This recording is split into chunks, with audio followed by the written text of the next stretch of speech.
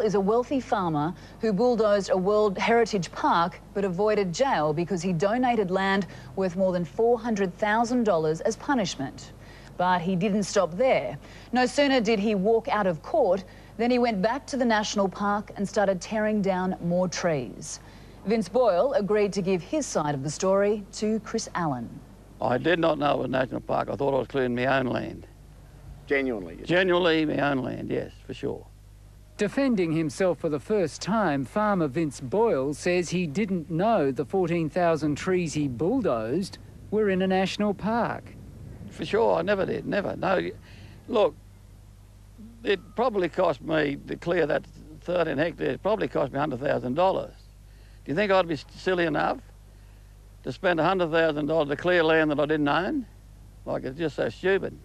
I think the courts will decide whether that's a fair excuse or not.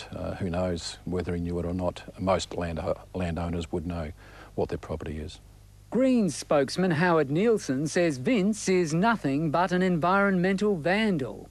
The way we would see it is that not only has he disregarded the law in terms of the heritage listing, but he's disregarded the community, basically, and certainly the natural balance of things. That's all your land up to the top of the hill there, Pat? What you can see there, yes. On the skyline there. A wealthy landowner, Vince could have been jailed for 2 years for what he did. Instead, Vince's lawyers negotiated a deal whereby he paid a fine and agreed to give the state 430 hectares of his own land as compensation. We see jail as an appropriate punishment when people damage valuable assets like national parks. Solicitor Joe Bragg from the Environmental Defender's Office says Vince got off lightly because it'll cost taxpayers $400,000 and take 6 years to rehabilitate the land he wrecked.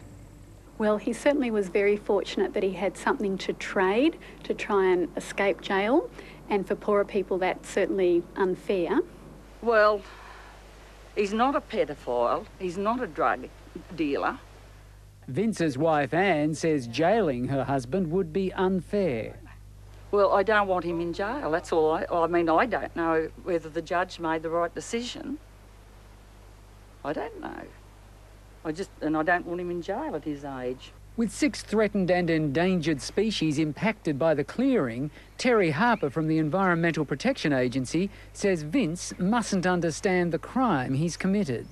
These rainforests are significant on a world scale. They are comparable to the reefs in the Great Barrier Reef, to the sand dunes on Fraser Island. They have said that land would cost $400,000 to replant it, which is just 10 times more than the cost would ever be. On top of that, they said we've killed birds and frogs worth $9,000 each. So I don't know how they come up with that. If the frogs are worth $9,000 each, I would like to get someone that could breed them and we could sell them for that. But the story doesn't end there. After Vince had done this deal to swap his land and avoid going to jail, the Environmental Protection Agency found out, much to its horror, that the land he was swapping had also been partially cleared. It appeared Vince had done it again. We haven't cleared at all, we've only cut timber, cut logs. Once you donated it though, or? No, before. I can say that the Greens would certainly want the court to take the strongest possible action against people who have done the sort of things that Boyle's alleged to have done. I have not gone and cleared land that I've given him, have not. Maybe so, but now Vince has to face court again over the whole mess. And once again, he's looking at a possible jail term. Well, I think they might be using me as a guinea pig, I don't know, but I think I don't know why, but I think they want to see me in jail. And if that's the case, well, we'll have to bear it.